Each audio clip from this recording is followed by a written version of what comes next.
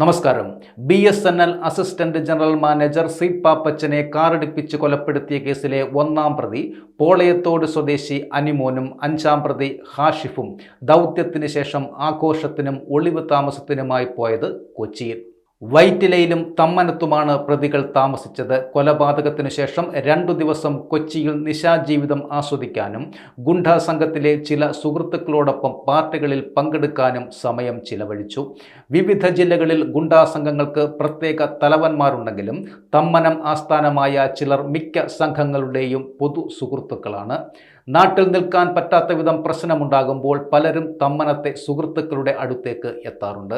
കൊലപാതകത്തിന് മുമ്പും ശേഷവും അനിമോൻ തമ്മനത്തെ ഹോട്ടലിൽ വന്നതായി സൂചനയുണ്ട്. അനിമോനാണ് തമ്മനത്ത് കൂടുതൽ ബന്ധമുള്ളത്. അടയാളം പറഞ്ഞു തരാൻ 4-ാം പ്രതി അനൂപിനെ മുമ്പിൽ അയച്ച ശേഷം പാപ്പച്ചൻ്റെ സൈക്കിളിനു പിന്നിൽ കാറിടിച്ചു നടത്തിയ കൊലപാതകം ഒരിക്കലും പിടിക്കപ്പെടില്ല എന്നായിരുന്നു അനിമോൻ കരുതിയിരുന്നത്. അടുത്തെങ്ങും CCTVകൾ ഇല്ലാതിരുന്നതിനാലാണ് ആശ്രാമത്തെ ശ്രീനാരായണ കൺവെൻഷൻ സെന്ററിന് സമീപമുള്ള സ്ഥലം തിരഞ്ഞെടുത്തത്. എന്നാൽ ഏറെ അകലെയുള്ള ഒരു വീട്ടിലെ CCTV ക്യാമറയുടെ ദൂരക്കാഴ്ചയിൽ കാറിൻ്റെ ദൃശ്യം വന്നതാണ് അനിമോൻ്റെ കണക്കുകൂട്ടലുകൾ തെറ്റിച്ചത്. സൈക്കിൾ യാത്രികനായ വയോധികൻ അപകടത്തിൽ മരിച്ചതിന് മനഃപൂർവ്വമല്ലാത്ത നരഹത്യാ വകുപ്പ് ചുമത്തി കേസെടുത്ത് അനിമോനെ ജാമ്യത്തിൽ വിട്ടിരുന്നു. പാപ്പച്ചൻ്റെ മരണശേഷം മക്കൾ നൽകിയ പരാതിയെ തുടർന്ന് അനിമോനും സരിതയുമായുള്ള ഫോൺ വിളികളും മുൻകാല പരിചയവും പോലീസ് വിലയിരുത്തി. തുടർന്ന് തെളിവുകൾ ശേഖരിച്ച ശേഷം പ്രതികളെയെല്ലാം കസ്റ്റഡിയിൽ എടുക്കുകയായിരുന്നു. Retired BSNL assistant general manager പാപ്പച്ചനെ കൊലപ്പെടുത്തിയ കേസിൽ കൊല്ലം ഈസ്റ്റ് CI അനിൽകുമാറിന്റെ നേതൃത്വത്തിൽ 8 SIമാരെയും 1 ASIയെയും ഉൾപ്പെടുത്തി 15 അംഗ അന്വേഷണ സംഘം രൂപവൽക്കരിച്ചു. 3 സീനിയർ CPOമാരും 2 CPOമാരും ഉൾപ്പെട്ടതാണ് സംഘം. സിറ്റി പോലീസ് കമ്മീഷണർ നേരിട്ടാണ് കേസിന്റെ അന്വേഷണ പുരോഗതി വിലയിരുത്തിയിരുന്നത്. 5 പ്രതികളെ 4 സ്റ്റേഷനുകളിലായി വെവ്വേറെ പാർപ്പിച്ച് മൊഴിയെടുക്കുകയായിരുന്നു ഇതുവരെ ചെയ്തത്. വരും ദിവസങ്ങളിൽ ഇവരെ ഒന്നിച്ചിരുത്തി തെളിവുകളുടെ അടിസ്ഥാനത്തിൽ ചോദ്യം ചെയ്യും. സെപ്റ്റംബർ 7-നകം പഴുതുകളില്ലാത്ത കുറ്റപത്രം സമർപ്പിക്കാനുള്ള ശ്രമത്തിലാണ് പോലീസ്.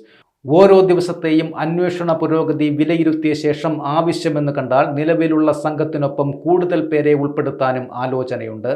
5 പ്രതികളും വ്യാജരേഖകൾ ഉപയോഗിച്ച് സിമ്മുകൾ സംഘടിപ്പിച്ച ശേഷമാണ് കൃത്യം നടത്തിയതെന്ന് സംശയമുണ്ട്. അഭിഭാഷകയായ സരിത ക്രിമിനൽ ബുദ്ധിയുള്ള ആളായാണ് പോലീസ് വിലയിരുത്തുന്നത്. ആദ്യ 4 പ്രതികളുടെ 8 ദിവസത്തെ കസ്റ്റഡി കാലാവധി 17-ന് പൂർത്തിയാകും. 5-ാം പ്രതി ഹാഷിഫിനെ കസ്റ്റഡിയിൽ വെക്കാൻ കോടതി അനുവദിച്ചിട്ടുള്ളതിൽ 1 ദിവസം കൂടി മാത്രമേ ബാക്കിയുള്ളൂ. ബുധനാഴ്ച വൈകിട്ട് മെഡിക്കൽ പരിശോധനകൾക്ക് ശേഷം ജുഡീഷ്യൽ കസ്റ്റഡിയിൽ കൈമാറണം. ഹാഷിഫിനെ 3 ദിവസം കൂടിയെങ്കിലും കസ്റ്റഡിയിൽ വേണമെന്നുള്ള അപേക്ഷ കോടതിയിൽ സമർപ്പിച്ചേക്കും. ഇക്കാര്യത്തിൽ അന്തിമ തീരുമാനം ആയിട്ടില്ല. Retired BSNL assistant general manager Kollam Shankers ആശുപത്രിക്ക് സമീപം കൈരളി നഗർ കുളിർമയിൽ D പാപ്പച്ചനെ കൊലപ്പെടുത്തിയ കേസിലെ കൊട്ടേഷൻ സംഘങ്ങളിൽ 2 പേരെ കൊച്ചിയിലെ ഹോട്ടലിൽ തിങ്കളാഴ്ച എത്തിച്ച് തെളിവെടുപ്പ് നടത്തി. കേസിലെ 1ഉം 5ഉം പ്രതികളായ പോളയത്തോട് FIRA നമ്പർ 12-ലെ അനിമോൻ മൻസലിൽ അനിമോൻ, കൊലപാതകത്തിന് ഉപയോഗിച്ച കാർ വാടകയ്ക്ക് നൽകിയ പോളയത്തോട് ശാന്തിനഗർ കോളനി നമ്പർ 13 സൽമ മൻസലിൽ ഹാഷിഫ് എന്നിവരെയാണ് കൊച്ചി തമ്മനത്തെ ഹോട്ടലിൽ എത്തിച്ച് തെളിവുകൾ ശേഖരിച്ചത്. ഉച്ചയ്ക്ക് 1:30-ന് തുടങ്ങിയ തെളിവെടുപ്പ് 4 മണിവരെ നീണ്ടു. പാപ്പച്ചൻ്റെ കൊലപാതകത്തിന് ശേഷം ഇവർ ഇവിടെ എത്തിയിരുന്നതായി കണ്ടെത്തിയതിനെ തുടർന്നായിരുന്നു തെളിവെടുപ്പ്. ഇരുവരെയും ലോഡ്ജ് മാനേജർ തിരിച്ചറിയുകയും ചെയ്തു. ഇവർ നൽകിയ ആധാർ രേഖകൾ അടക്കം പോലീസ് കണ്ടെടുത്തിട്ടുണ്ട്. SI ദീപിന്റെ നേതൃത്വത്തിലുള്ള സംഘം തിങ്കളാഴ്ച രാവിലെ 5-നാണ് കൊച്ചിയിലേക്ക് പ്രതികളുമായി പോയത്. പരിശോധനകൾക്ക് ശേഷം കൊല്ലത്ത് മടങ്ങിയെത്തി. സംഭവം നടന്ന ആശ്രാമത്തെ ശ്രീനാരായണ കൺവെൻഷൻ സെന്റർ പരിസരം, നഗരത്തിലെ മറ്റ് കേന്ദ്രങ്ങൾ എന്നിവിടങ്ങളിൽ പ്രതികളുമായി ചൊവ്വാഴ്ച പോലീസ് തെളിവെടുപ്പ് നടത്തും.